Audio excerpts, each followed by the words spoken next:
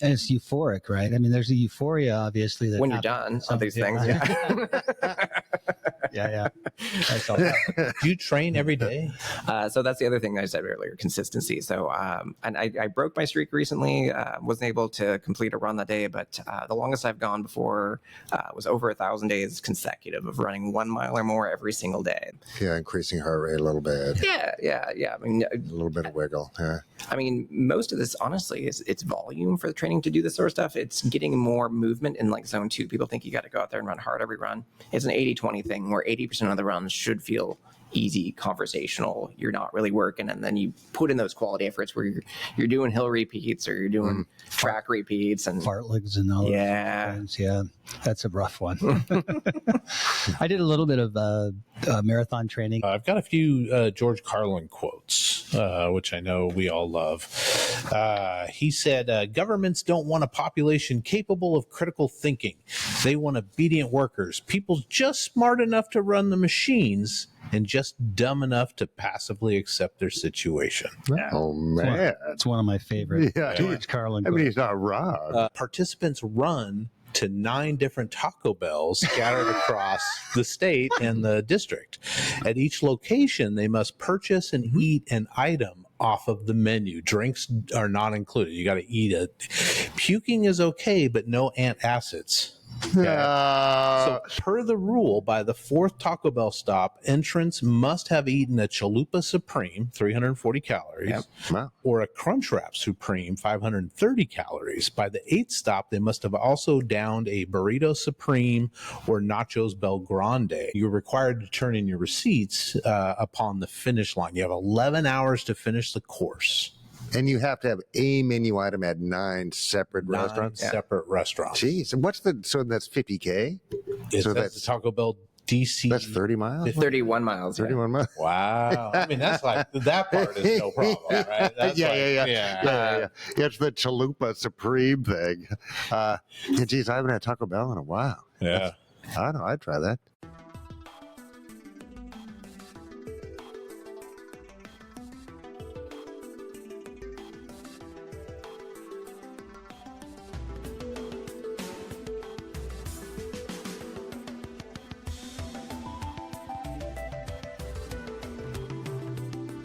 Welcome everyone to Our Town Podcast, coming to you from the Cedar Stream studio space in beautiful downtown Renton. Please take a moment to like and subscribe, share if you can, and review if available. We'd love to hear from you, so comment below and tell us how we're doing.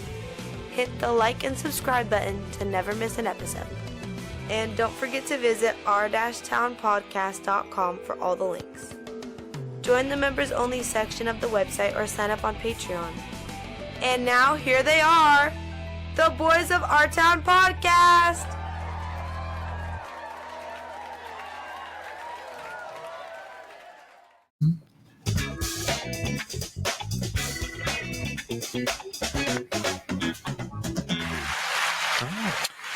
Well, this just in. It's time for another exciting edition of Our Town Podcast. Extraordinaire. Coming to you from beautiful downtown and historic Renton in the Cedar Stream studio space. Yes, welcome everybody. And folks at home, don't adjust your set. We do have a guest with us. Special guest star. Up here, Ryan McIrvin, city council member, Renton. Dad, well, obviously, Renton all around. dad. And dare I say extreme? Is that for running? Is it extreme? Right? It's just lots of running. I do a little extra. He does a little, and we'll get into that. For sure. Oh, yeah. But first, tonight's safe word, boys, is a chew. So if you're not feeling safe, just yell out a chew, and we'll stop this here program and check on you. Folks can do it at home. Just yell out a chew, hit pause, take a bath, make a pie, take the cats for a walk, whatever you need. Pie in the bath. So that's why I found out if you sneeze while traveling in a car, and say you're traveling at 60 miles an hour and there's a train from Cleveland. No train. If you're traveling at 60 miles an hour, your eyes close for an average of 50 feet. Wow. Isn't that crazy? At 60 miles an hour? It's 60 miles an hour. If you sneeze, your eyes will close for the 50 feet. So that's the thing I use when when I get pulled over. Honestly, officer, I was having a sneezing fit. I was sneezing. I was sneezing. Yeah, that's with the puffiness. Yeah. So, Jeff, if they're traveling at 75 miles an hour and they sneeze, how many seconds are there? More. More seconds. Sounds like one of those high school math problems I didn't really enjoy. My daughter brings those home, and I'm like, okay, you lost me at the first word. I'm out. I'm out. I did this 40 years ago. Boys, I added a fourth member to the show. Is that our emotional support pickle? Well, it's a mystic pickle. Oh. So if you have a question that none of us can answer, we can ask. It's kind of a la 8-ball, magic 8-ball. Yeah. So we're going to let the guest ask a question, just a random question. What do you got for us? Ask the pickle. Oh, Ask the pickle. I'm Like, is it going to snow? On Is that a real pickle, Charles? Yes, it's a. Is it going to snow on Christmas? The spirits are having a pickle party. You weren't invited? Awkward. So no. So no. So if anybody has a random question that they need to answer, All right, we just can't answer it on our own. The mystic pickle. Would you do me a favor and just turn that on its side a little bit more for the camera here? Yeah, there you go. There you go. Just like that. Yeah. Yeah, it won't stay up, but That's boys, jumping into some headlines. There's an internet sensation that has broken the World Wide Web. Have you seen the raccoon that broke into a liquor store and got plastered? no. So apparently in Virginia, It's about time, raccoons. after hours, this raccoon got into the store, was cruising across like the false ceiling, fell through the ceiling, broke a bunch of like whiskey and scotch bottles On the way down. on the way down, and then sat and Buffeted lapped the him up, fall. crawled into the bathroom and passed out, and wasn't found until a worker came in the next morning. Oh my God. Yeah. It's in rehab now. No, he went, straight back to the frat. He's a fraternity raccoon. How did he get in? I don't know. Probably a hole in the ceiling. Or Okay. something. You know, raccoons are crafty. Yeah. had the mask on and Had the everything. mask. Yeah. He was prepared. Didn't make his way with any. Didn't make it out with anything, but did bust a bunch of bottles, caused some pricey alcohol. But boys, in other crime news, a suspect was arrested in the 2021 DC pipe bomb planting. Yeah, just this afternoon. Just this afternoon. I forget the guy's name, but this has been like a huge mystery since the January 6th, all that stuff went down. Yeah. My assumption is this guy got pardoned too. If he was part of the other blanket action, pardon. I wonder if that would, because it was just an absolute blanket pardon, I think. It's like anything you might have ever done. You're good. Oh, man. Bombings are bad. Brian Don't Cole. do it. Yeah. Brian Cole. Yeah. Yeah. Don't know anything Neither about went it. off, but there's a huge, of course. Finger pointing. Just a whole industry based on it. You know what I mean? It's Did the FBI don't bomb each director other, do it people. himself? Don't do it. Did he go out and do it himself? The latest one. Yeah. What's it? Cash. Cash Patel. Oh, man. It's a great. Yeah, I heard FBI. Nancy Pelosi was out there setting up bombs. Setting up bombs. Oh my God, it's madness. Do not bomb each other, people. Don't do it. Do not. Dumb. Do not. Political violence is so stupid. Jeez. So more to come on that, I suppose. And then Trump has asserted executive privilege over. So there's a bunch of police officers in Washington, D.C. that are suing. I think they're suing the government basically because of the injuries they incurred during the January 6th riots. Makes sense. Trump has gone ahead and said that all of the evidence that they're trying to get from the federal government is privileged. Wow. So they can't get that information for their court case. Well, and that way they can keep making the only available definition for the events of that day. Yes. Right now they own the definition. Oh, yeah. Yeah, that's dangerous. Yeah. Cover up. Everything's a cover up. I want to make like truth fun again. Yeah. You know what I mean? And I love fiction. I do. I listen to music all the time, and that's made up. I watch films all the time. They're made up. I read books. Guess what? Made up. Made it. But we shouldn't lie about everything. Just because we can doesn't mean we should. It's too much. Yeah. It's too much in Hegseth. I know we're going to talk about Hegseth, but he just like 3 times in like 2 days completely, the Secretary of Defense totally changed his story on a massive scale. Yeah. It's on a thing that's just. How does he still have his job? I don't. Well, How could anybody have their job? Just one of those 3 things, any of them may not be true, but all 3 of them can't possibly be true. Yeah. I think people were asking how he got the job in the first. That's fair. That's fair. I think we know, right? Because he would look, yeah, little butt kissing. Yeah, because they believe he won't turn on them, right? Yeah. They all believe they won't turn on each other until they start turning on each other. Well, Trump turns on everybody all the time. He will all the time. He doesn't It's give weird. a shit about it. Yeah, so I don't know if it's just people trying to grab what they can while the mountain is sliding down. Just get what you can. Yeah. You know what I mean? I don't know. But it's not their stuff that they're grabbing. They're grabbing our stuff. Yeah, don't Oh, man. all the good guys get shot if they're promoting the truth? Oh, I don't know. There's a lot of truth tellers, yeah. Yeah, But it does happen. Oh, yeah, no, Yeah. it does. I mean, I'm not going to pretend it doesn't. Yeah, it just seems like whether it was Kennedy or Martin Luther King, so on and so forth. But I think the idea is that you tell so much truth and you work for so much good that it's just it's the overwhelming wave, right? Yep. Until some cataclysm happens, right? But up into the cataclysmic point. Yeah, because I do believe that Dr. King, who is far wiser than myself, and many others have said that our civilization is on an arc to justice. I like it. Right? Well, I think it's evident. I like it. I really do. You know what I mean? I think it's very evident. I'm with our house philosopher Kyle on this. I think it's very true. But and that's how we're supposed to stay off cataclysm, right? But, How's that? is through that ability for us to work together to make it through cataclysm. Right. Right. So How do we get to the point where we're, I don't know, all working together? I mean, Ryan, you've got some of this in your world. Like working let's together is skip a straight hard to it. thing when there's Yeah. so many issues and so many personal decisions. Yeah, I would love to get back to that. I mean, the political divide we are seeing right now is intense, and getting back to working on issues and the things that matter to people. When you're talking about what's truth, it's getting harder and harder to tell. You put out enough interference, enough lies out there, people don't know what's real. And with AI, love it, great tool, but like it's getting harder to tell. And I can't believe how many things people believe is true. Yeah. And then I think the other part of that's challenging is people get so locked in their belief they're not willing to admit perhaps when maybe they were incorrect and to be able to admit when you're wrong. And cognitive dissonance. Yeah. And is that a byproduct of ego, or is that a cultural choice? You know what I mean? Is that something baked into our psychology? If you're into the whole ego thing, as a aspect of psychology, right?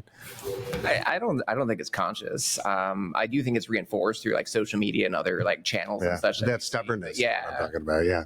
The inability to go, oops. Some people are stubborn. Or to be seen weak. Yeah. Is that what that is? Yeah. Because if you're wrong, you're weak. Yeah. And then that's ego, right? Yeah, I would think so. Yeah. Yeah. It's tough. It's tough. Is Ryan, are you real? He feels it. Yeah. Oh, yeah. Definitely a possibility. Definitely a possibility. Totally a possibility. I love it. Well, we discovered cats weren't real last week because they don't show up in the Bible at all. But unicorns do. So unicorns do. Yeah. But maybe they were mistaken. They saw cats. We're just so overwhelmed with joy.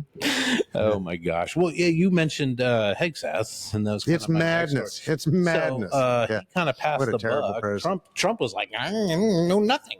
Right? Yeah. I know nothing. Yeah. Passed it on to Hegseth. Yeah. Hegseth passed it on to an Admiral Bradley. Instead of anybody saying the buck stopped with me, we're going to get to the bottom of it. We are the good guys.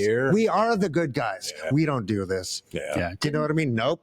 No. That's not what we heard. Yeah. Didn't Trump say that Hegseth was incompetent? No, not that I know of. Yeah, I think he did. He called a bunch of people incompetent and then called Hegseth incompetent yesterday. Well, Jesus. So I guess I agree with the old man. Yeah. Nah. Was that when he woke up from his nap? Rubble.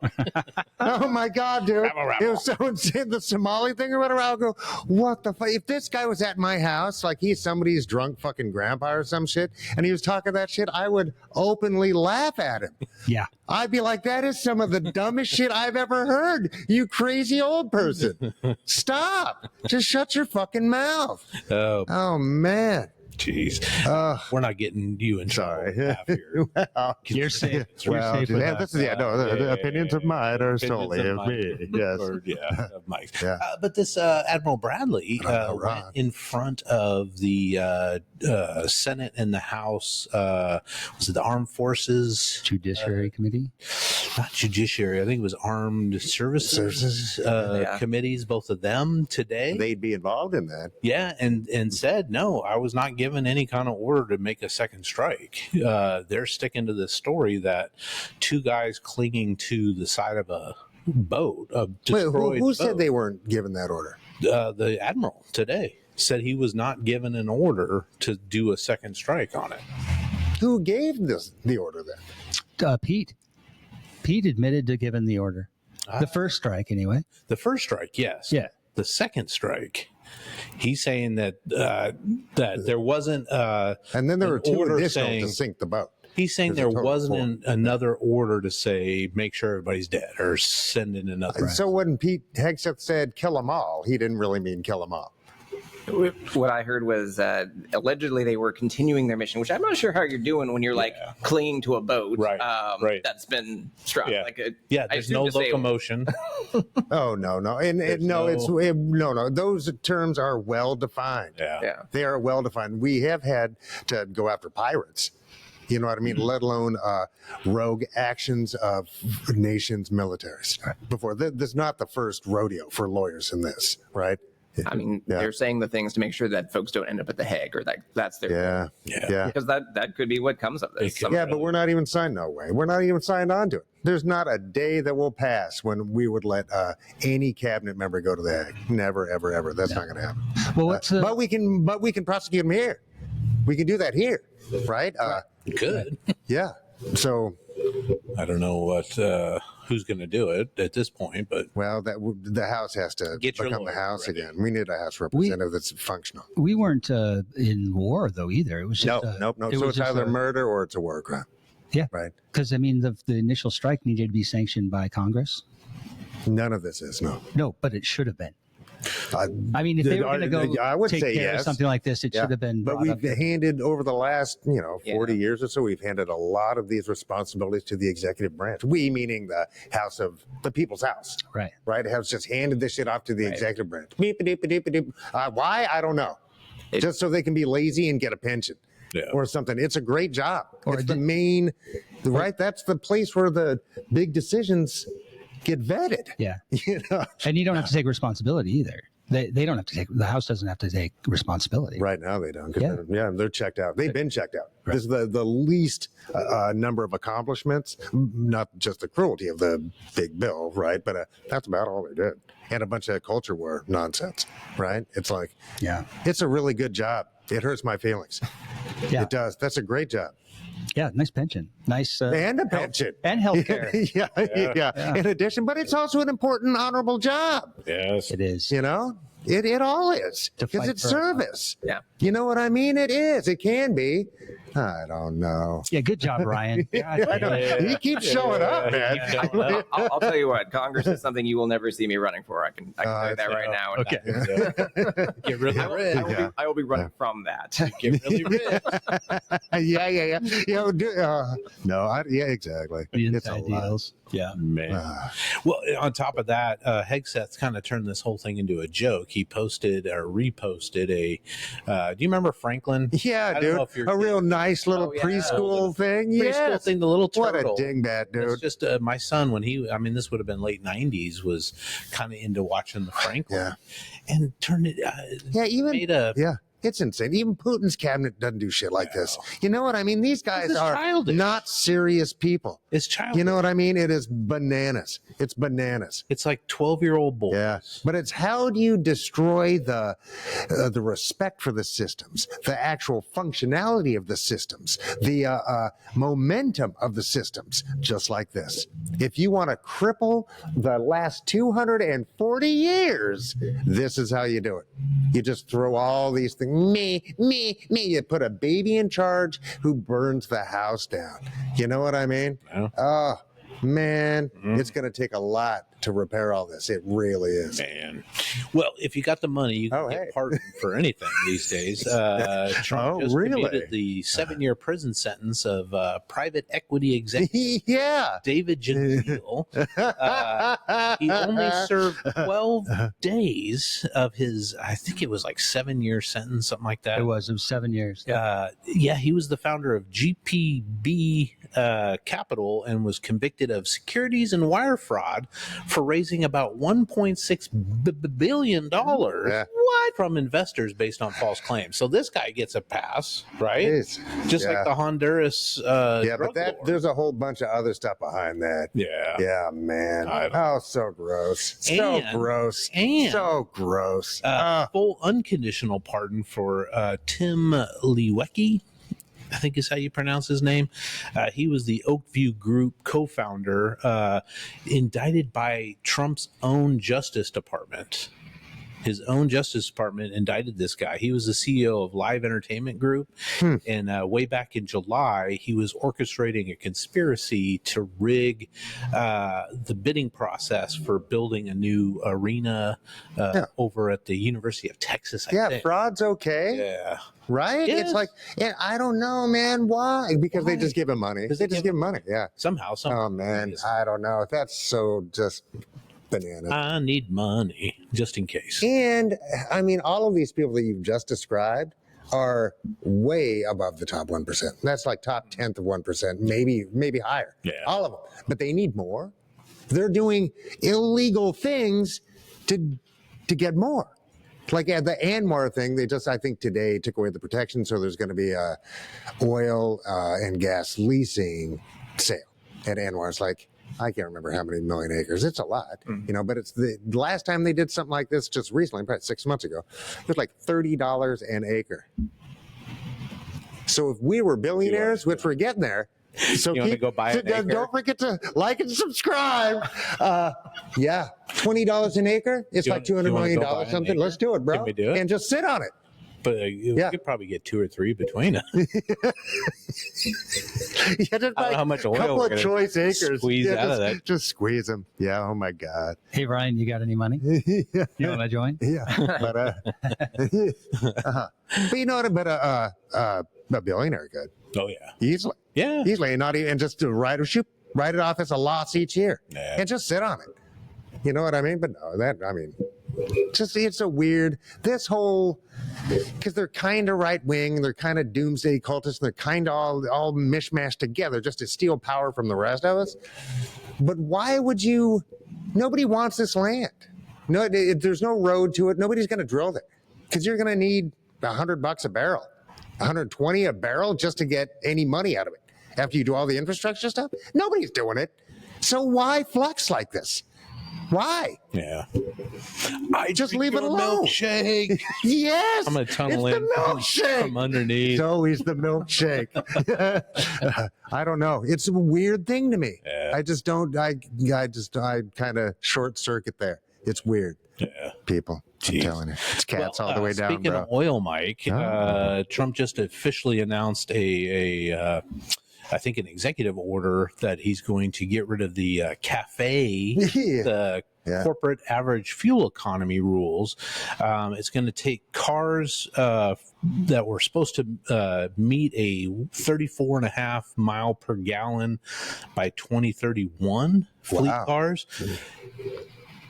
he's going to drop it to 34.5. It was supposed to go up to 50.4 miles per average. Average. Yeah, not every single model. And that means all the electrics, which are 0, average that out. Correct. So the 34 mile an hour, Are doing 10 miles per gallon. Yeah, they've I mean, it averages out just fine. These guys, and they're going to, I'll bet you $1 right now. Come back and look. That we're going to meet that first cafe goal anyway. This is just another flex. It's inevitable. Easier, yeah. I mean, we're moving in that direction. The technology is moving in that direction. Yes. If anything, that number should be going. Unless they just say, no, you can't have an electric car. Yeah. You know what I mean? Absolutely. It's going to happen. They're not going to switch back from the Amazon vans and all that shit. No, why would they? Yeah. It would make even zero the sense. Postal Service. Yeah, don't didn't they be buy a bunch of ridiculous. electric So vehicles? why is this flex occurring? I don't know. 'Cause he wants to. That's a good question. It's just batty. Yeah. Yeah. And it helps nothing. Oh, it's batty. Ryan, what's the answer? Yeah, hey, come on, Ray. Come on, Ryan. We got elections coming up. Yeah. Vote. Yeah, show up. Show Vote. up. Show up. Yeah. Speaking of that, guys, the Tennessee special election happened on Tuesday, just a couple days ago.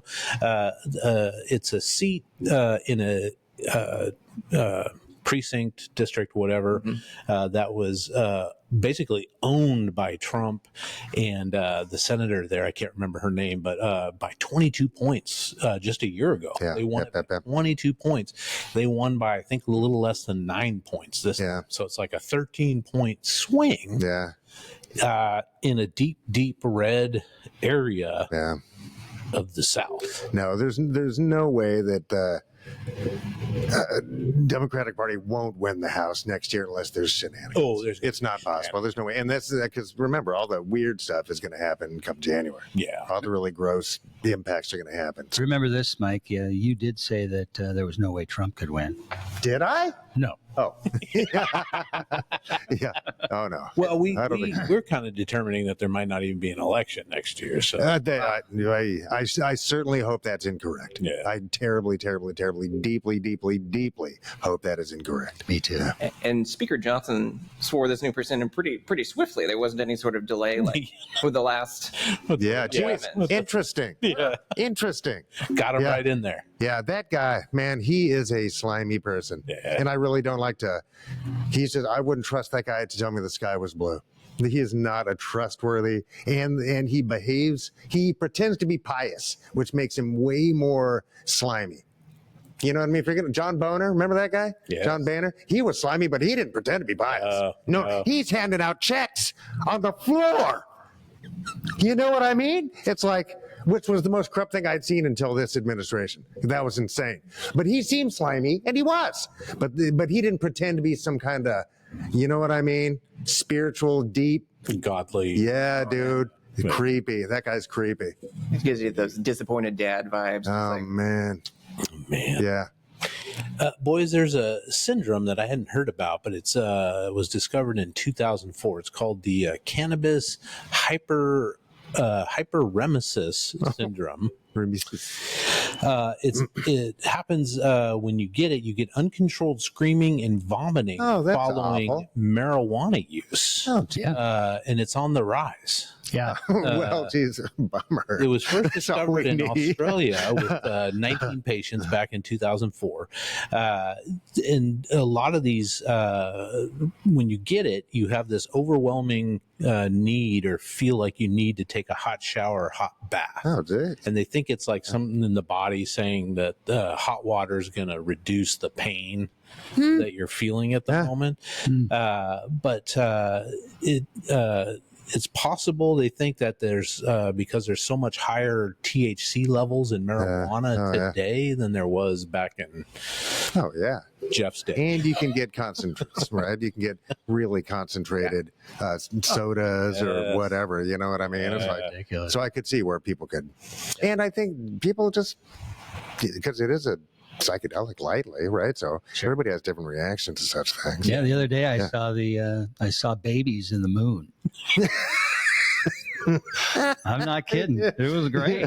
I saw babies. Two on the different moon. types of babies. Yeah, it was a group of babies, and then it was a little baby that was just like the face. Like, I've seen the man in the moon. I've seen the rabbit. yeah. Rabbit? Yeah, you seen the rabbit in the moon? No, just the baby. Just the baby. Yeah, the baby. exactly. Yeah. You know that baby. drug though that they're giving people is it to quit marijuana? Is it because they're addicted to marijuana, or they're getting sick because They're getting sick because they smoke it. they smoke it, Oh, right? geez. And they That's think my niece it's did maybe that. just too high and too potent. Huh. Too My niece high. had that, and she was a daily smoker, and she ended up going on this medicine to help her get off of it. Oh, geez. Yeah, so it plugs up the receptors, I guess. Marijuana, if you do too much, I guess, plugs up your receptors of the Fucking cannabis, posers. and so they got to go off of it for a while. So if you're doing Jeez. too much, Yeah. Well, Too much is too much. That's Yeah, why you with call it Cheech too and much. Chong's. Yeah. totally. Oh my God.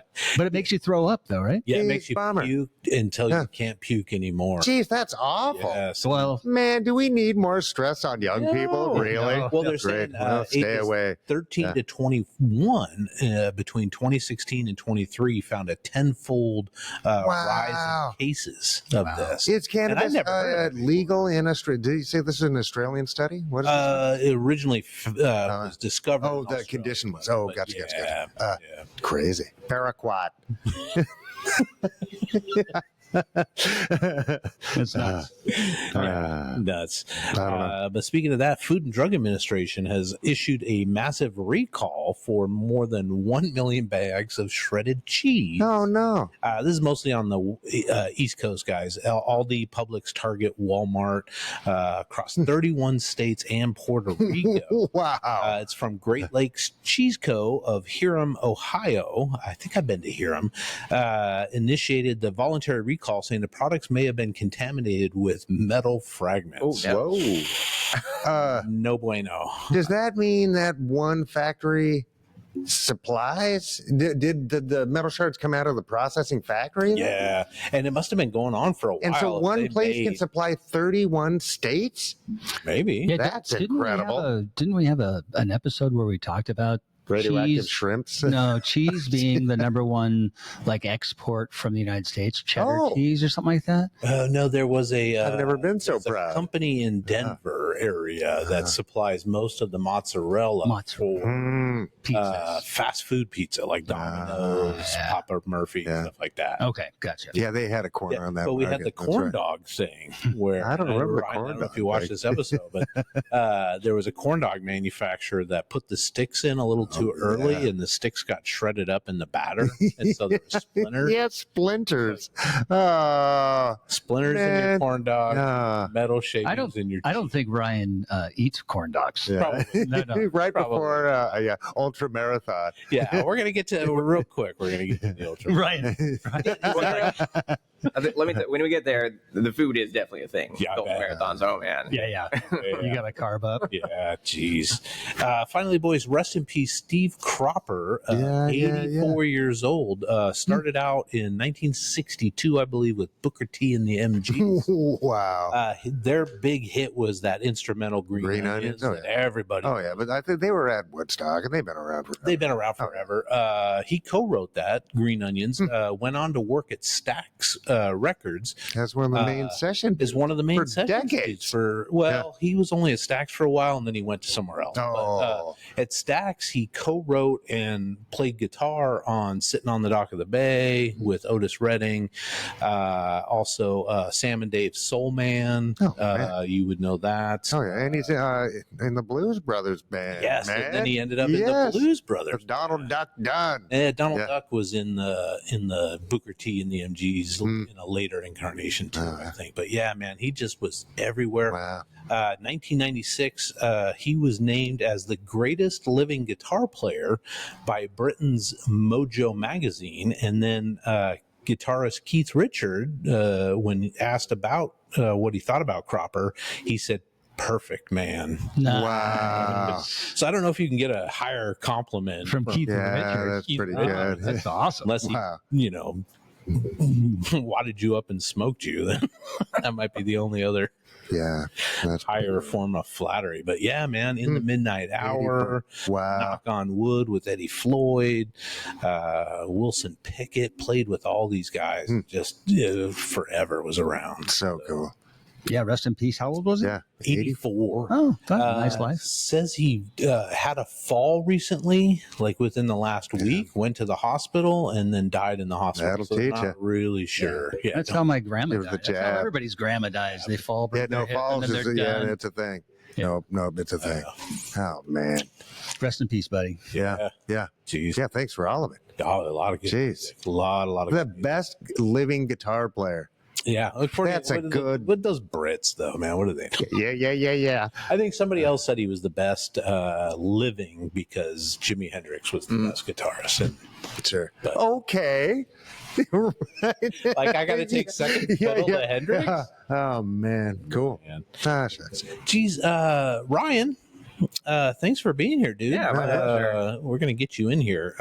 City of Renton. You've been here for quite a while. You and your wife and family. That's right.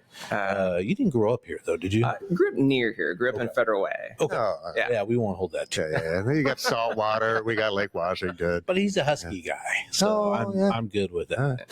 And you've been on the city council for So it'll be a decade at Really? the end of this month, actually. Wow, So I was congratulations. elected Thank you. 2015, yep. And Yeah. so my first term started in January 2016. what has changed in the city for you, either good or Yeah. bad, in that 10 years that you've been on the council? What's some of your favorite things that have changed? Yeah. Hopefully we've done something. at You've that done a time. few Yeah. I know it's just hard to be put on the spot. Oh yeah. I know. Sure, I yeah. know. Okay, let's start. Favorite what's your ice cream. favorite color? Yeah. So yeah, I mean, I'm pretty big on the parks and trails side of thing. I'm pretty Yeah. excited by that. So I think one of the big exciting developments, and we're not all the way there yet, is East Rail, extending on the east side from Coulon Park north. It runs all the way up to Woodinville and beyond. And so Wow. we have a segment of that trail. We have a couple other trails that connect here, and I'm really excited about those. We'll get That's to neat. talk about trails later. Those are pedestrian trails or what? are Yeah, they? mixed use, like so Yeah. bikes, Oh, sure, walking, sure. running. Yeah, and Are you, it's all are you forms. talking about the Ryan? Are you talking about the trail that used to be the Spirit of Washington? That is Dinner Train? correct. Yes. Right on. So that entire corridor, you can go all the way up into Woodinville Yeah. on a bike or on your feet if you Yeah. want. Over that really cool bridge, right? Non-motorized e-bikes are okay. Right.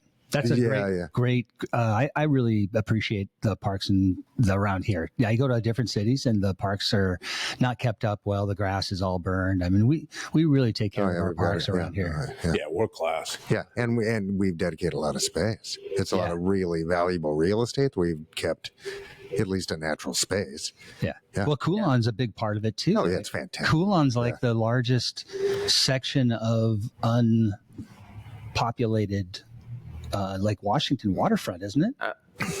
Pretty sure. I It's don't not, know. it's Last- up there. There's that's a couple not a- other yeah. parts, yeah, but I mean, it's probably It's a long Yeah. expanse. Mhm. Yeah, that's cool. for continuous, yeah.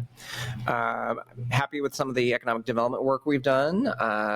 Some of it's still like in progress, a lot of it. So a lot of these things are things that just take a long time Yeah, to fully bring to yeah. fruition. But like some of the transformation we've seen right here downtown, Yeah. I hate to bring up any street work because it was painful. It is painful. It continues to be painful in other parts. We're almost done with Rainier, by the way. Yeah. No, just talk about That was rough. Yeah. That was rough. Yeah. Yeah. Yeah. Oh well, forget about it in 6 months. yeah. Oh yeah. Once it's Fine, done, do crosswalks. Yeah, I'm yeah. going to send a bill to the city for my car because I just, but it is transformative in terms of attracting new quality small businesses Yeah. in this space to Absolutely. create that sort of active streetscape where we have people down in downtown all the time and other places. I'm not just downtown. Sure.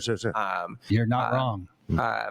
A lot of it's just has been solving problems or trying to keep up with them, right? So affordable housing is an area I've focused a lot into as far as making sure we are building enough new affordable stock so that not only folks can afford to live here, but hopefully maybe one day buy a home here too. I know I was fortunate enough, my wife and I, to have that opportunity largely because there was this huge economic downturn and we timed it right and took advantage of it, but not everyone has that opportunity, and so I want Renton to be a place that people could put roots down and want to stay here. If they're not from if they are from here, even better. But if they're from the area and want Totally. I think we're going to get an influx of people coming up really soon. And the transformation of downtown when they did 3rd and Wells and Main and everything, that whole transformation was almost once the sidewalks were done and the roads were done and the lighting was put in, it was almost an instantaneous transformation of of the amount of people walking around downtown Renton. Yeah. And now I can't find a parking spot all the time. I used to just laugh at people when they'd come to the restaurant. There's no parking. There's no parking. And I would like say, well, I'd walk outside. There's one right there. There's one right there. I know. And it's not like going to the mall and having to walk a half mile to get to your store. Yeah. It's just fantastic to see the vibrance of downtown Renton. Yeah. Just a lot of people out and about. It's really nice. Oh, absolutely. Oh, yeah. It's wonderful. And it feels safe and it feels like community. And I'm really proud of the place. Yeah. Good job, you guys. And on safety, I do think we still have a ways to go, right? I think that still is a barrier for some people in terms of feeling safe down here. I think I see the improvement, and I'm glad, like, if you've been down here, that you're seeing the things that we're doing well. And some of that's just perception. It's not necessarily reality. But perception can be reality, Oh, right? We're yes. talking about They're kissing cousins. Yeah, so, Oh, yeah. So I think that's an area that Just we like us. need to continue to do better in. And I think I see the path forward for the city on that area. Nice. For sure. Okay. Yeah. And you have seen momentum, right? Yeah. Yeah. Totally. I think so too. So I've seen one of my favorite things this last summer was seeing beat cops, I guess you could call them, just walking around, smiling, being engaging with people, and just having that presence on Third and the downtown core was great. And then I missed the bike cops. I don't know if those are still a part of the whole deal, but it's wonderful. I think pound for pound, if you're going to have patrols, and patrol is something we can always talk about anyway, but bicycles are the way to do it. Oh, totally. They cover so much room. But walking police, they become part of the neighborhood. Totally. If you're on a bike, you do too, because it's still you're right there. Yeah. You know what I mean? There's no barrier, right? But no, walking police is a time-honored tradition. Yeah. It's been a thing. You know what I mean? Since somebody had something to steal. Oh, yeah. You know, it's like what's those batons called that have the stick and it has the little guy and they're just like, oh, Tonpa. Oh, no, they're great. right? Yeah. shucks. So We had Armando on about a year and a half, 2 years ago, something like that. And, I brought up the thought of, having a beat cop downtown. He says, it's a great idea. Find me some police. Yeah. And then he did it. Yeah. I think there was like 17 open positions at the department. Is that still kind of last I checked, and I don't have the latest and greatest, I'm not on the public safety committee, but we were fully staffed at one point. Nice. So we had all positions filled. There doesn't mean there weren't, or at least in the academy, right? So like they're not necessarily on the street, but like that we had them hired. Yep. And that was a big thing because for sure, Washington actually ranks one of the lowest in terms of police per capita as a state. And so we've been trying to look at that mark and make sure we're aligned with that because there is a certain need from a safety perspective to do that.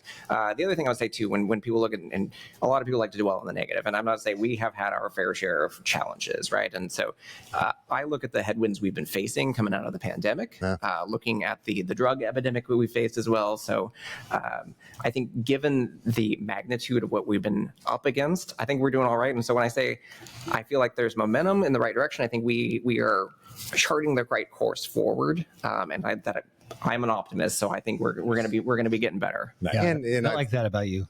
yeah. And I don't think you're wrong, but I also think, and I think we've been good at it, you guys in particular, of seeing that it is a regional thing. It's a worldwide thing because it's part of the human condition, right? Like addiction issues, mental health issues, economic inequality. These are larger issues than any single municipality can 100%. possibly handle. It's just not in the. It's just not possible. So, but you guys, regional fire has been super successful. I think you guys are really good with working with your peer cities, right? And stuff. Yeah. I mean, I think we have a pretty good partnership throughout the region. I'm on a couple regional committees, including the Affordable Housing Committee for King. Actually, I just had my last meeting for that one today. Termed off of that one, still on the Growth Management Planning Committee, which oversees some of the affordable housing stuff. So keep doing the regional work. And I totally agree that if we don't combine forces, we're not going to solve these really big problems. I think it really needs to get down to the feds. Just all taxation and distribution of taxes. It has to start with the feds. I mean, you know what I mean? Or everybody just goes to somewhere easier. They all move to Alabama and don't pay anybody anything. I think there's a huge misnomer that local government just has all these resources available to tackle these problems, and it is not true. No, and I don't know. I think you guys are really good at the budgets. I'm not mad at them, right? Yeah. It's like I don't see you rolling around and Well, the worry that we've had for the past year or so is that the federal government's going to come. oh, it's happening. So much Oh, yeah. funding Yeah. that comes to municipalities like this. and a lot of that goes to the state. We gotta and figure then out comes how to the to municipalities slide. from Right. there. But no, the state's just not going to have that cash either, Yeah. right? And I don't know. And I've got my own personal opinions where we can get some revenue, but we're going to have to make up at least some of that revenue, right? What that looks like, I don't know. It can't be middle class homeowners again, right? It just can't. Yeah, and we have a really tough legislative session in front of us. The state Yes. budget picture is not good. Yeah. And local government, obviously, some of that, it's not just the federal, it's some of the state funds and such that we not have the ability to. A lot of it's competitive grant stuff that we apply for. We've been really, really good as a city at getting some of those grants. So I hope that opportunity is still there. Otherwise, yeah, it's going to Bake sale. I'm in. Mike's making pies. Yeah, I'll make sure. Yeah, the tarts were good. I made tarts, Nice. apple tarts, Nice. for Thanksgiving. They were good. Yeah. Oh, I made a with heavy cream, heavy pie whipping with cream. the crumble on it. So It's good. good. Kind of miss it now. Yeah. Yeah. Did you guys have a good Thanksgiving? Yeah, we hung out locally. So I went down to my mom's in Federal Way, and Yep. yeah, it was chill. I didn't run any marathons over that weekend. Yeah, the turkey trot. Yeah. I did do a turkey trot. Yeah, I did That's a 10K or something. What's I that? did a 5K. Okay. Yeah. Oh, yeah. No, that's like you just waking up in the Yeah. morning. That's you going to get the newspaper. Yeah. Yeah. Ryan, how much do you actually run? I mean, how many miles a year would you say? Do you keep track? I do. Of keep course, I track. would. Of course you do. I would. Yeah. Like a lot of runners, I have an app. There's an app we use. A lot Does of us anybody use wanna called guess? Strava, and so that's on there. And so I did have a yearly mileage goal. I came up short from my original goal, but I adjusted it to kind of the minimum of what it would be. And so the mark I always shoot for every year is to run the year in miles.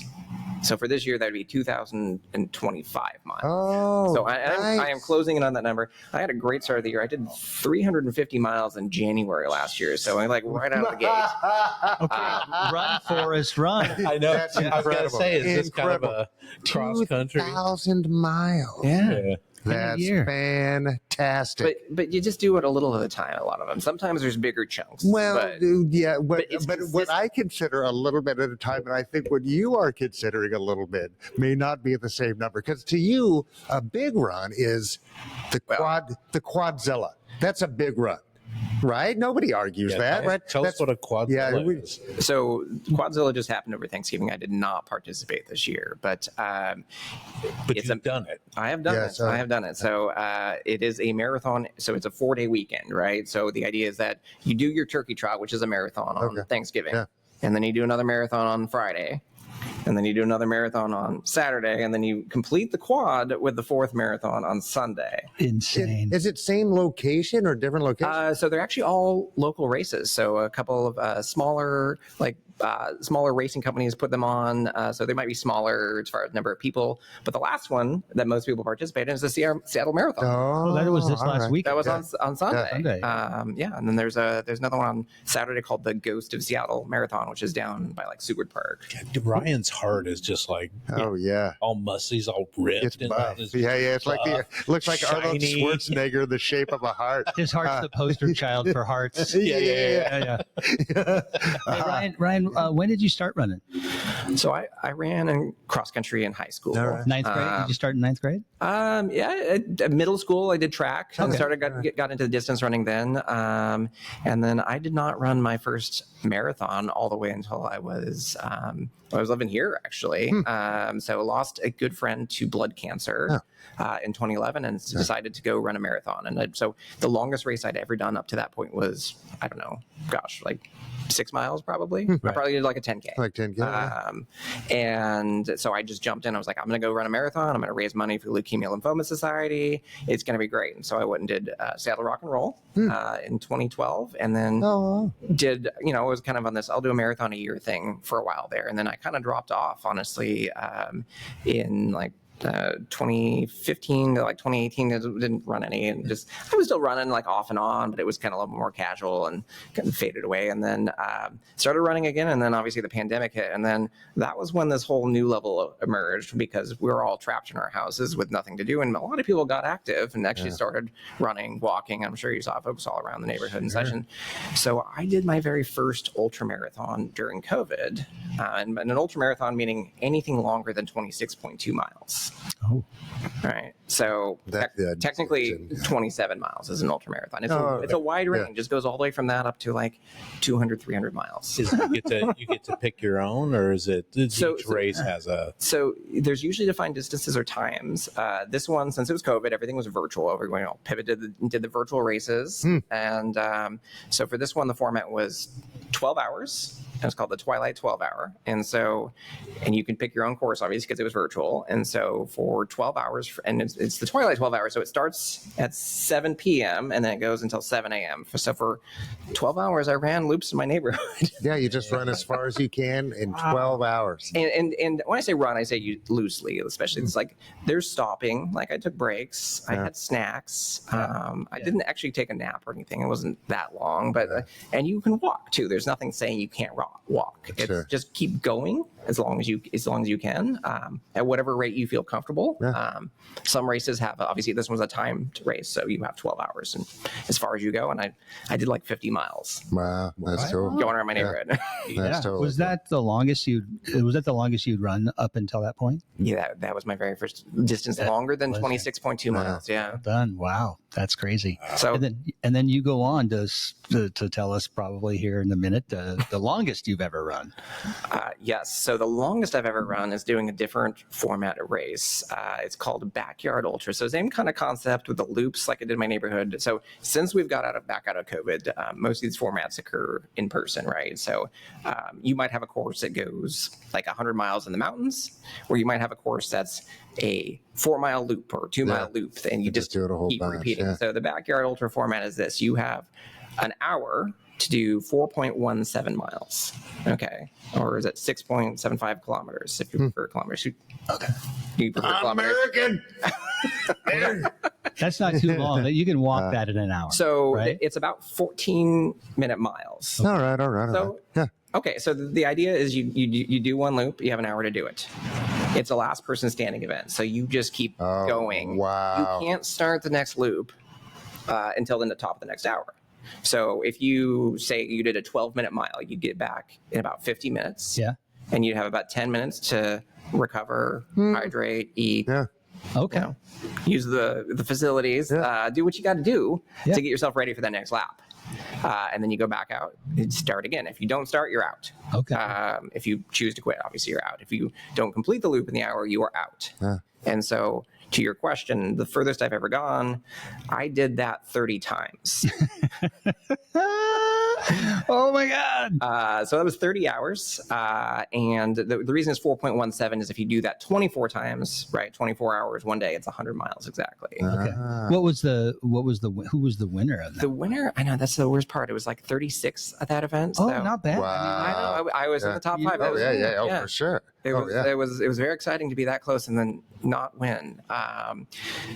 So this was invented by a guy named Lazarus Lake who lives in Bell Buckle, Tennessee, and he does the original one was on his property. So these are all like spin-offs of it. Yeah. So that's the world championship, and people come from all over the world to do it. And so the record now, at that time it was back like, I don't know, like 50 hours to 60 hours or something like that. Yeah. The record is now like 100 and I mean, that's bananas. I don't remember. Get the number wrong. It's like 113. It might be more than that. Wow. On the one you did, is there any elevation gain and loss, or it's just pretty So flat? the one I did, had about 300 feet per loop. So not a ton. No, but that adds up. Yeah. I mean, I've been trying to find flatter courses to do these on. Sure. But 113 hours, that's a long time. Isn't that what that boils down to? That is. And so if you want to do the math, take a little mini nap more here than and there. Yeah. 4 miles per hour, a little more than 4 miles per hour. I sleep best during cabinet meeting. Yeah. So we do know very that sound. the first guy to run a marathon died. died at the Yeah. I mean, That's what the do we? point of the fable. Technically not true. Actually, that is a false. It's obviously not scaring anybody away. In fact, the distance actually wasn't that. 26.2 wasn't even originally that distance. They changed it. If you look at the history on this one, it was because I think the Olympics were in, I think it was in London or something, and they wanted to add a little bit so they could run by like Buckingham or something like that. So we needed to win. so the weird distance actually came from a much later time. Yeah, and who knows what measuring system the English had at the time? They're like camel hair, 24 stone. Yeah, it's like what is that based on? So when you do 100 and some hours, which I can only dream of, you obviously the question came up about sleep, like what do you do? And so I think the strategy some people do is to either really not sleep or micro napping is I think the term that's tied into it. So if you got back with like 10 to 15 minutes and you just laid down there and closed your eyes for 5 minutes, set an alarm. Well, that's honestly that's the challenge of the event. Is like that's an endurance event. It is more, by far. It's more mental than it. I mean, it's mental, but than physical in ways because you have the opportunity every hour to quit, and so you have to choose to continue. Right. That's the part that is just mind over matter, right? Yeah. And you have to have that commitment. That's it's admirable. Because I watch a show called Alone, and you're out in the woods with other people, but you don't see them and you don't know who's quit. And it's the last man standing, and you could be the last guy or a second to last. And they just guy. keep you out there for 12 years. Well, no. Once the last person, they give you another 24 hours, and then they come out and say, hey, you're the winner. But do you know if people are still going? So generally, yes. So you start each loop together at the same time, same course. So you would know if somebody was in front of you. Now, they might not finish before the next lap starts. And I mean, when you get down to fewer people, it's a little bit more obvious how many people are still out in the course. Yeah.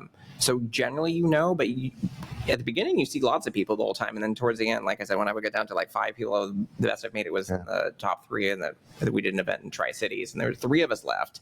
And it was like 80 degrees out. And I was like, I'm done. This was on day 2. And I didn't really see like anyone on the course. I was just out there baking in the heat because they were a little stronger than I was at that point. And we're like way out in front of me. And like, it's kind of mentally defeating to the point where we're like, I'm just out here by my own running loops in the woods. So and that's what's your food intake on that? So that's the other thing. It's not really a running contest, it's an eating contest, right? So you figure, I mean, it's straight getting back to the math problems again. It's how many calories can you shove in your face in that brief period of window, or you sip them as you go to offset what you are burning. So typically for me, I burn about 500 calories in doing that loop, right? Per lap? That's what my watch estimates, right? So like ballpark, that seems about right, that you would burn about 500 calories to do 4.17 miles at a moderate intensity pace. Sure. But that is more than the body can absorb per hour, right? In your caloric intake. Obviously, you need carbohydrates. Jeez, I'll take that challenge though. But so if you were shooting for like 350 calories in an hour, that's about optimal. But you're still running a 150 calorie deficit. So you got to burn some of that on your natural fuel source, right? Like you got to be a little more ketogenic and burn fat as a fuel source. Which is a conditioning aspect as well. Your body does that, but sometimes it goes for easier mass as opposed to fats, right? So in order to use that fuel system, you have to keep your heart rate low. That's the trick. So going slow is actually helpful for going much longer in this event. Okay, but you got to really watch that pace though. Because you've got that amount of time. And do you just the more experience you have doing this, do you recognize this in your body, what pace that is? For sure. I mean, a lot of it's just by feel. Like, I mean, when I first was marathon training, it's like you don't want to go at a pace that you can't speak comfortably in a conversation because that is telling you that you are working too hard, right? So you can there's feelers that tell you how hard you're working. You can also have a heart rate monitor on that tells you exactly. So for me, I want to keep 130 beats per minute or lower, ideally. When it gets hot out, the body doesn't always agree with that. The other thing that would help with too, not only burning fat as a fuel source, but aiding in digestion, right? Because you need that blood in your intestine not moving to cool you off. So Yeah, geez, and minerals and all sorts of other stuff. You got to keep it all. Because you're losing a lot of salts and a lot of metals and weird shit. So Like, oh yeah, hydration obviously key. Yeah, I could take a lot of water. chew on pennies. Is it mostly just water, or are you doing Electrolytes? So yeah, there's you obviously getting sodium, lesser degree of magnesium. You got to have metal. It's all metal. It's all metal. And potassium. Don't forget potassium. Yeah. So Man. Geez, that's good. And so, how much of this was experimental on your part? Did you do some book learning? Or did you just figure out how not to die? yeah, definitely some trial and error for sure. Because it gets to a point a lot of times when you're doing this where like the body does not want to eat food, and you have to just be like, no, you have to keep eating, or it's going to get worse, or you have to keep drinking. So is this kind of going into a trauma state, or what's that? Yeah, I mean, basically going into shock a little bit. And so finding foods and drinks and things that work for you, because that can be very individual. Guinness beer. It's alive. There are some races that actually do drinking as part of the loops too. So I'm aware of a few, so yeah, I mean, that part was trial and error, and then figuring out what pace was sustainable for me, so that you get enough rest, you have enough time to like do what you need to do. Like at certain points, you're changing shoes, socks, right? Like you don't want to get blisters, you don't want to get other things that are gonna wear you down, and so Have you had like a scary incident then when you're out where your body was checking out or something? Yeah. Not super severe. Like, I mean, I definitely got to the point, like, you're out there running long enough without sleep. Bushes start to look like they're other things, right? Like you get a little bit of like the hallucination stuff going on. So which I wouldn't, and like, and not just a runner's high kind of thing, but do you enter a transcendental state? You know what I mean? Because you are working your body through trauma in a way, self-induced, but still, you know, like you were saying, it's shock. Shock is a thing, and but you're still, like the flow but state? you still have the will to keep going.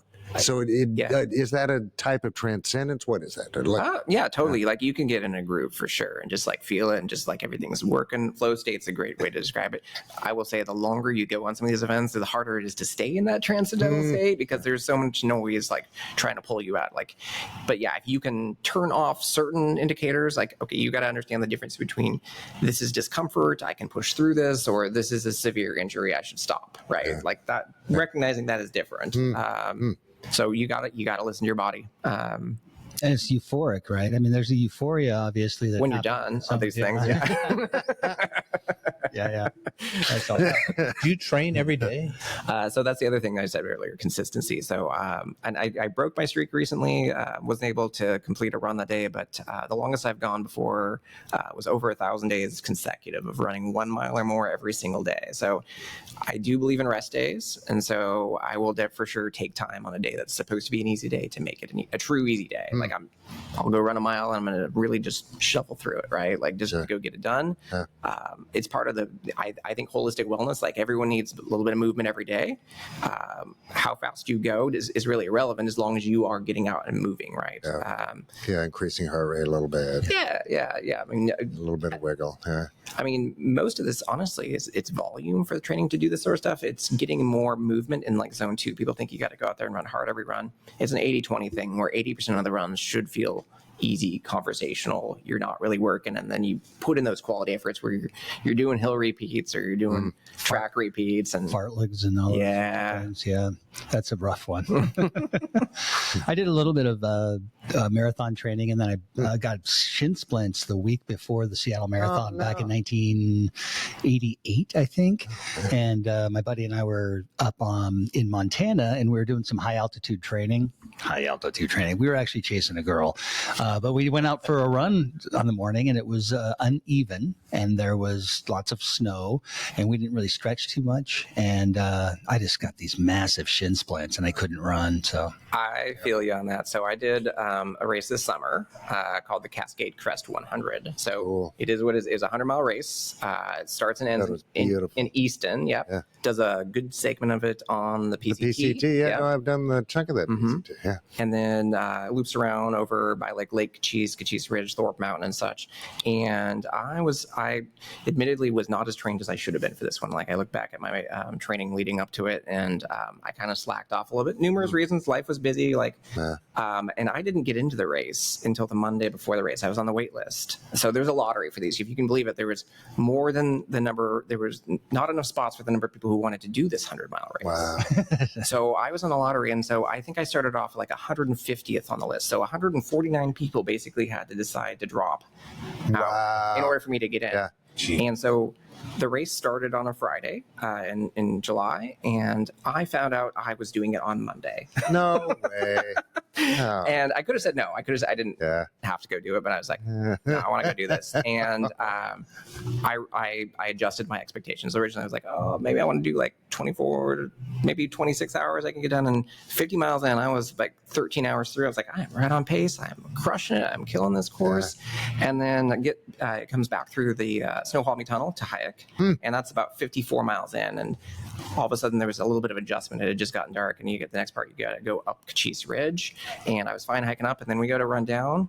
Actually, I was fine. I was not fine. I was starting to have some stomach issues. Things were feeling a little bit off. But we started to go run down the hill, and I cannot go down I can't run downhill. The shins were completely blown up. And I basically made the decision at that point. I was like, all right, you can drop out of this race, or you could walk the last 40 miles as long as I did the math, the runner's math. Like there's a cutoff. You have 34 hours to do this race.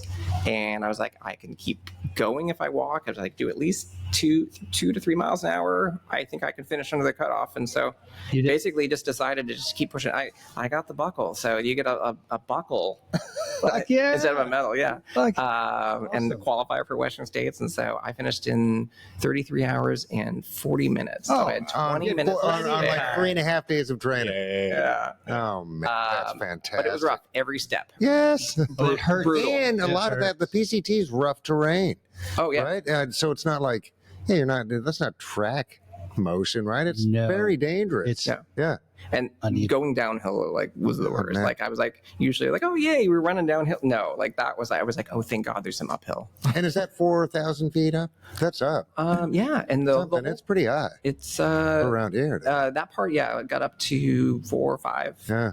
So at the top, I think the tallest part might be 4,500. Something that's up though. But at the pass is the lowest spot on the course, right? Or actually at Easton. And it was in total with all the up and down, there was 23,000 feet of elevation. I mean, come on. Did you say 23,000? That's correct. That was the total up. No wonder you had in 100 miles. Jesus. Yeah. Oh, man. Do you have AirPods in and a rock in? Or are you running in quiet? Yeah. So going back to that transcendental state, I like to try to just zen out a little bit and be good just with my own thoughts and taking it in what I'm seeing and not just disappear too much. The other thing is music could make you go a little too fast. Actually, what I would highly recommend is during the daytime, especially if it's like a flatter, chill course, put on a podcast, something nice and easy to listen to. Or the Christmas special. Yes, if you need something to listen to, that's what I would recommend. But I save the tunes, the rocking out for nighttime. Typically, like that's when you might want to. It sounds weird, but go a little bit faster. The temperatures are cooler. You can cruise a little bit more. You can kind of like zone out a little bit more, and so music can help me do that. So typically, I keep music for the nighttime hours because again, these races take a long time. So do you choose a tempo for the type of music that you use so that you do stay within it? Because I know that when I drive, my foot goes down on the accelerator when I'm listening to Van Halen. Yeah. I mean, honestly, I pick mostly up-tempo stuff, a lot of classic rock. It's usually where I live in there, but some general like pop stuff is fun too. I'm not going to lie. K-pop Demon Hunters Golden might have been on my playlist this summer. Like, right on. It's catchy. Hey, do you do any meditation at all outside of running just to kind of clear your mind? I probably should, but no. I honestly, during runs are where I have some of my best thoughts, as it were. Like that's where I think of cool stuff when I'm running. So that's the closest I have to meditating, I would say. Okay. Do you have a notepad? You write those ideas down? No, I've got the solution to world peace right here. I guess I probably left some good ideas out there on the roads and trails. Oh, that's You put turn your watch on and just make it like Dick Tracy and just maybe do a voice They make note. watches that do that now. There is one like if you wanted to make little notes about the trail or something you're running on, you can do that. Yeah. Okay. I don't have that watch. Okay. Yeah. Outside of running, do you do any other physical exercise like basketball or pickleball or anything like that? Definitely not basketball. Okay. Pickleball. Did you use one of these? Yeah. That's exactly right. Okay. Yeah. That's the paddle. No, mostly running. Cycling would be and swimming would be the other two. So I have done triathlon before. Yeah. How old are your kids? 8 and 11. Are they doing any running with you? We're working on it. So Molly, our oldest, she did Girls on the Run. She's in middle school now, so she did that her last 2 years at elementary school and good job. Trained for a 5K. I know. I was very proud of her. Yeah. It's a hard thing to do for a kid. I feel like it's like, you got to be a little bit uncomfortable, and like it's easier if you're staying in that zone where like, okay, I'm just like walking, I'm just cruising along. But to get to the state where you're actually trying to go for time is a different level. And I think if you are a competitive person, that might be something that appeals to you. And if you're not, and you're like, I just want to go do it. That's such a great program, though, because the instructors really work with the kids, and it's more about personal goals and achievements than it is about competition and stuff. Olivia did that for a couple of years. I actually coached it one year, so I volunteered as a coach, and of course because I was like, I'll bring my running experience in, and I was like, it's really more of a girls program with some running, and I was like, I'm here for the running, and I learned a lot. So it was as a father actually very educational. Awesome. So I learned too. Yeah, it's good to show up. Your daughter's seeing an example though of you doing these massive runs and that sort of thing, and the commitment, the 1,000 days in a row type of thing. She can't help, or both of them can't help but be inspired in some subconscious level. It locks in. It locks in. Yeah.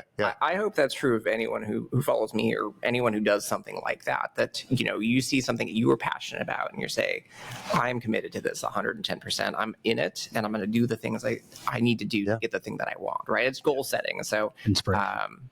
My big goal for next year, because a 100-mile race wasn't enough, I'm doing this crazy race in August called the Bigfoot 200. Is that in the woods? It is. So it goes from Cougar, Washington, kind of near Mount St. Helens, and then it finishes in Randall, Washington, a little bit closer, Marinere, Packwood. And it's got 44,000 feet of elevation. Oh, yes. 208 miles. What kind of footwear are you wearing? What are you wearing? 208 miles? Yeah. You have a couple of pairs, but are they shoes? Or are you running like hiking boots? Are you not twisting your ankle? So they make trail shoes. Okay. I run in a brand called Mount to Coast. Really, really love them actually. So they have like the bottoms look more like a hiker or something right there. Right. The lugs on them, right? Yeah. So they're grippy. Yep. Are good in mud and stuff. And are they kind of like a half cab, or they're part way up the ankle? No. I mean, you do when you're running. You still want to be able to have kind of dorsiflexion right up there. So you don't want like a full boot. I mean, if you have an injury history or something and you need some sort of brace or something on there, but typically no. And they do make some that are a little bit more of that. They're probably more for folks who are hiking. And the beauty of these races, honestly, is there are people of all paces, right? I mean, it's not everyone who wants to go out there just like grind the whole time and like go as hard as they can. Like it's a very social community. A lot of folks just go out there. I mean, it's a big community, but it's not that big a community. People get to know each other. And so I think there is a social aspect where they're going out there to complete it. They're going out there to enjoy it. Granted, something like Bigfoot, you're probably going out there more on the completing it side, and it is an ordeal.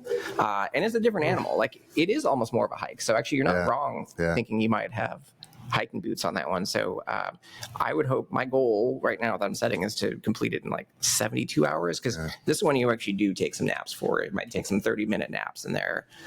30 minutes. Are you carrying your own food and water and extra shoes? Yeah. So there's a gear list you are required to carry. You have a transponder. It's not the whole way. So about every 14 miles or so, you'll hit an aid station. And it's like a full service aid station. So I volunteered at the Coldwater Lake aid station last summer. And we're like serving them burgers and breakfast burritos. And like the eating is good. Like you are well fed at a lot of these events. And so you don't have to carry all it. Now you have to carry everything between that. So that's your water.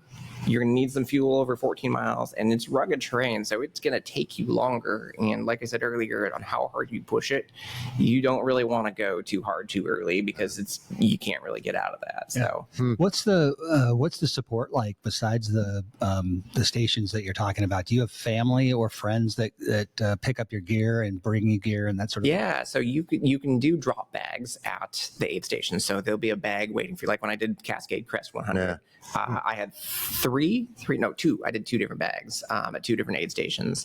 And so when I got there, I like restocked out of my bag. For Bigfoot, I am definitely hoping to have a chase van that comes around. Also for sleeping too. So when I do take a nap, I can sleep in the van versus this like congregate tent they'll set up or something. So crew support is for sure a thing at these events. And so certainly the big racers who go out there and do it, like the guy who won Bigfoot last year did it in like low 50s an hours, 50 some hours, I think. Yeah, he actually won all 3. There's it's called the Triple Crown of 200s. Actually, this is part of a series. There's also the Tahoe 200 and the Moab 240. And the same guy won all 3 of them. Wow, that's incredible. Do you need any help with that? I'd volunteer to do a leg of that for you.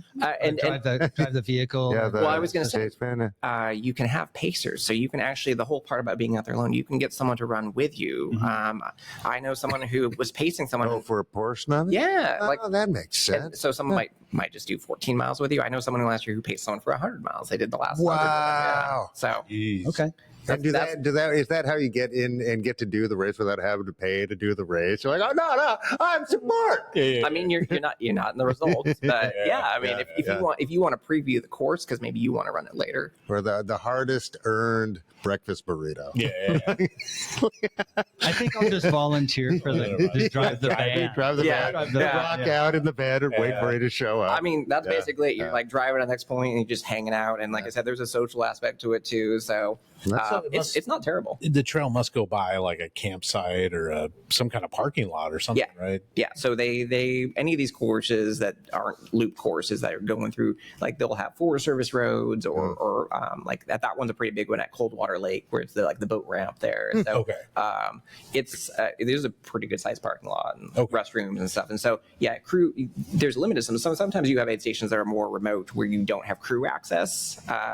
So like when I did Cascade Crest, the one up on like Thorpe Mountain, you can't get crew there, but there's an aid station because the people who volunteered at this thing hiked it all in. Wow. Geez, that's a commitment. What a great thing for you to be a part of. Good for you, Brian. That's great. That's really awesome. Yeah. And there's on this planet, we've all seen it, the rivalries between orcas and great white sharks, Romeo's family and Juliet's family, and skateboarders and inline skaters. Do you guys eyeball walkers? You know what I mean? Like out of the way, walker, snowboarders. I mean, skiers. Yeah. In the ultra community, a lot of the people are walkers, so no, I wouldn't say that. But on like paved trails around here, there's kind of a cyclist runner beef, I would say, except for the people who kind of transcend both. Mostly for the cyclist, it's like slow down, right? Like when you're blowing by people. And then obviously signal, for God's sake. For the runners and walkers, it's like, do you really need to be 3 wide on this trail right now? When there are bicycles. Right. Go ahead. I would say it just comes down to just be respectful of other people and coexist, right? Like that's where we started, I think, today. Mindfulness of others is a really good practice here. Man, I found this article and I thought of you coming in today. I found this yesterday and I thought this might be a great Our Town sponsorship opportunity. Have you heard of the Taco Bell DC 50K? I sure And have. How do you feel about Taco Bell? First of all, I love Taco Bell. Nice. And I'm not alone in that in the running community.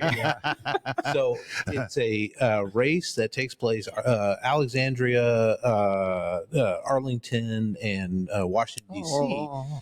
Participants run to 9 different Taco Bells scattered across the state and the district. At each location, they must purchase and eat an item off of the menu. Drinks are not included. You got to eat it. Puking is okay, but no antacids.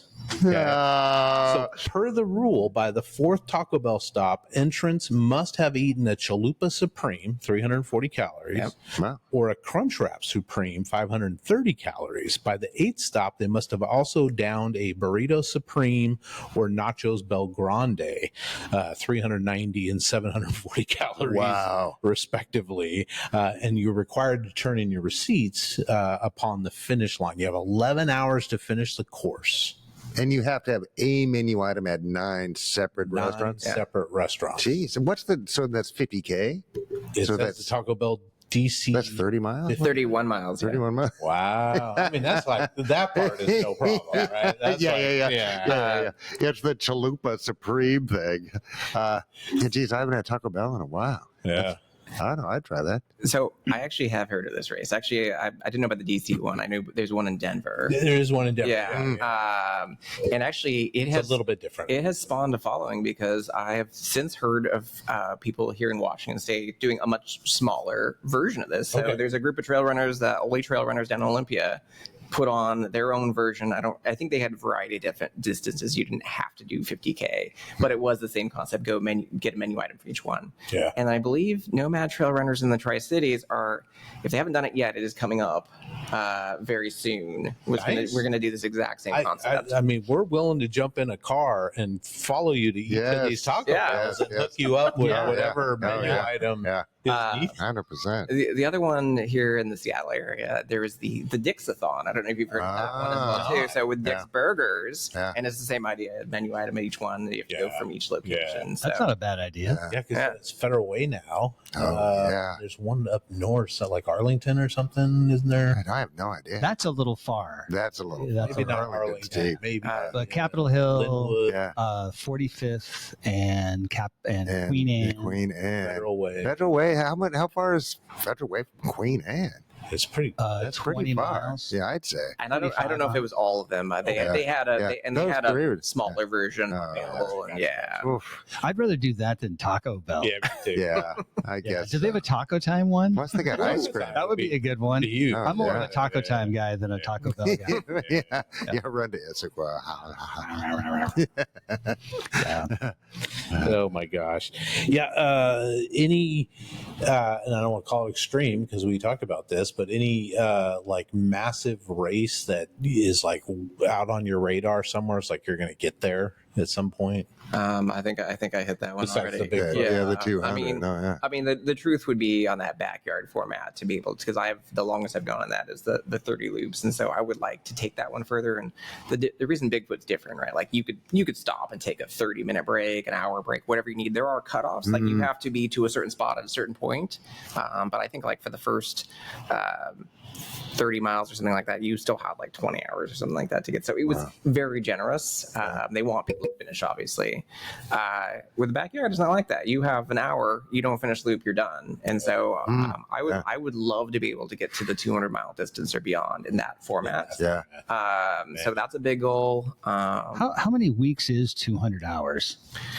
That's 200 hours. No, 200 miles. Oh, 200 miles. Yeah, so it's 4 miles per loop. So 48 hours. Oh, gotcha. Okay. Yeah, no, I don't. And you've done 30. Yeah. I've done 30. So it seems like a reasonable step. And actually, the first format I did at this event was also virtual. It was, again, the COVID thing kind of got into it. So the first time I ever did this, I did 15 hours. It was my very first try. Loops in my neighborhood, relatively flat. Very easy to quit when you're at your house because you're like, oh, I'm home. Hey, it's cozy in there. Food and my easy chair And my bed. I go take a shower. Yeah. Exactly. I did actually sneak a shower in between loops later on. So yeah, I was like, I got 10 minutes. I can go rinse off. I feel gross. Sure. That's awesome. Well, I'm excited to be a part of the whole the van deal. Yeah. I would do that. Yeah, I think we'd all do that. Oh, yeah. Yeah. Heck yeah. We do the podcast remotely. Yeah. Ooh. Hell yeah, Yeah, follow them along. Yeah, just like the Christian Slater movie. They're in the van broadcasting. Pump up the volume. Oh, pump up the volume. It's just like that. Yeah, just like, but different. Yeah, but totally different. Yeah. Ryan, thanks so much for sharing all that with us, dude. Well, yeah. I'll put it in perspective real quick if I can close on this. It's like I do this stuff, but there's a whole different layer of extreme beyond this. Like I'm not even the biggest badass when it comes to this stuff. So a friend of mine who happens to be a state representative, Greg Nance from Bainbridge, he just ran from the headwaters of the Mississippi River all the way to the mouth, and he was doing like 30 miles a day. What? I know. Was that a sanction, not a sanction? No, he just did it to do it. He was doing it for free. Okay. And Did he make his own map, or is that a map? No, it's like he invented it and did it. I mean, and prior to that, he's done a transcontinental run. He ran from New York to Ocean Shores. So, I mean, this is something. That 3 So mountain ranges? he's really the Forrest Gump guy. Yeah. Something that's incredible. So, what I'm saying is, there's always another level. Oh yeah, So, for sure. to anyone, I would say, look at this. Just find a place to start, get some movement in it, and like, don't compare yourself against other people. Do what you want to do. For sure. And Yeah, find your passion. yeah. Yeah. And sometimes maybe that's just like running, walking ridiculous distance. Forrest Gump is correct. Yeah, that's really neat. Would you say you're addicted to running? My wife might say that. Okay. Yeah. Honey, I'm gonna go for a run. I'll be back in a week. I mean, I think the mark of that is, could I stop? Verdict's still out. I don't know. So you might be just a little addicted. Yeah. Am I addicted to running? In the pickle jar, destiny ferments. Or was that you? Stinky, open a window. No. That was a long answer. Yeah. That was a very long answer. That's He doesn't cryptic. He doesn't know. Yeah, cryptic, that's a little too for cryptic. know. How is the wife doing? She still has the business. Yeah. Apothecary? Apothecary. Yeah, sell them right across the street over at Four Sisters. Makes them in a warehouse space, ready spaces down off of Lind and 16th. Oh yeah. An undisclosed I did work in that location. spot. Oh, nice. No, we did the surveillance system and the voice and data cables down there. Yeah. So yeah, making candles, making other like natural remedy type products. So yeah, it's good. Growing. business is good. Launched her website. So Fantastic. What's that? What's that website? Oh, happy to plug it. ArcaneArtsAlchemy.com. Very Whoa. nice. So she's now selling online. Write that down. I Yeah. can't remember yeah. that. Arcane Alchemy. Arcane Arts Yeah. Alchemy. I love it. .com. Okay. Yeah. And I know that we're Facebook friends. Yeah. Oh, okay. I think I might be too. Yeah. Yeah, fantastic. And so that's they've got products on there. That Yeah, you can yeah. buy. So just the candles right now. Don't forget the She's got some agent. other stuff she'll be putting on there as well too that we're working on developing. But beautiful pillar candles, very colorful, very unique. Like each one's like an individual piece of art. Yeah. Cool. That she really puts great intention into. Oh, absolutely. Yeah, Yeah, no, every the kids candle into it. has an Oh, yeah. Yeah, How many hours do those last? What are the hours? that's a great question. You'll have to have her on the show. There we are. Yeah, local. It varies on how big the candle is, right? Sure. So, yeah. Sure. Yeah. All right. Boys, ending this here program on something positive. I've got a few George Carlin quotes, which I know we all love. He said, governments don't want a population capable of critical thinking. They want obedient workers, people just smart enough to run the machines and just dumb enough to passively accept their situation. Oh, man. It's one of my favorite Yeah. George Carlin. I mean, quotes. he's not wrong. But this what is- about... Yeah, one of mine. Think of how stupid the average person is and realize half of them are stupider than that. And speaking of Taco Bell, if 4 out of 5 people suffer from diarrhea, does that mean one enjoys it? I think you're gonna have to have some of the ultra runners. Yeah, geez. Yeah, thanks everybody for Ryan. Thank you so much Yeah, for thank coming you very down. much. My anything pleasure. You want to leave us with Renton? Anything exciting, Renton, that you want us to know about coming up? You're President Pro Tem. I am. Yeah. which is cool. Yeah, I get to work alongside the mayor and Council President Perez. So looking forward to that. The event I would plug is this weekend, but it's sold out already. The Canine 5K, the city's 5K race. That's at the neat. community center. Yeah, what do you mean canine? Like dogs come too? Yeah, so geez. yeah, we encourage dogs to participate. Actually, the other one would be on. I got two more I can plug. One would be the polar plunge, so the New Year's dip. If you want to start the New Year off right, And that's cool. And actually, there's a double dip. You can do it over at Henry Moses too. So there's the option to go if you don't like the open water as much. It's still about the same temperature, I think.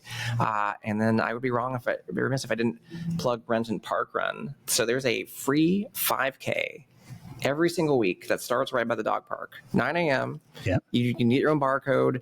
You go out there. It's like a time trial. You can walk. You can run. It's a very inclusive event. So Jeez, that's great. Along the trail right there? Yeah. So just out and back on the trail. It's beautiful. Obviously, different scenery, different types of year. So colder and wetter this time of year. But but it's still gorgeous. Well, and this time of year, the salmon are running too. So they should be starting to run right now. We're past them. There was more fall. Oh, it was fall. Yeah. Oh, I missed them. Yeah. Next year. All right.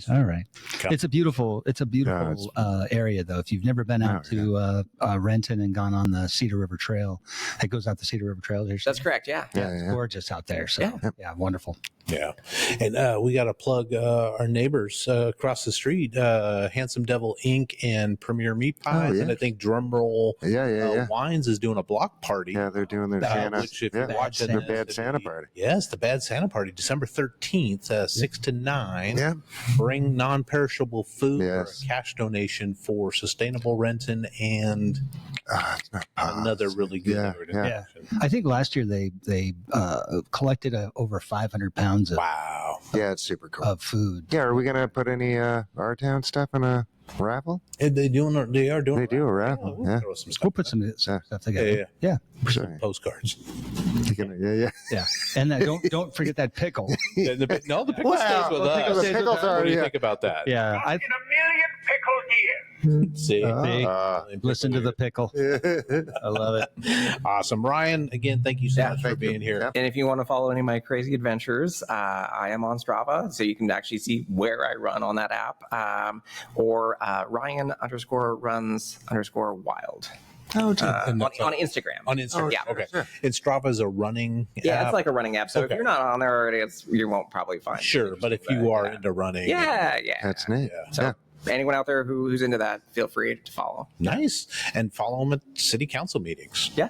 Every Tuesday, right? Mondays. Mondays at 7. Yeah. Nice. Yeah, channel 29. No, you go on the 20, is it 21? I think. 21. Okay. Yeah. That's my childhood coming back to it. Goddess Craig. Okay, thank you. Yes. All right. Thanks. Bye.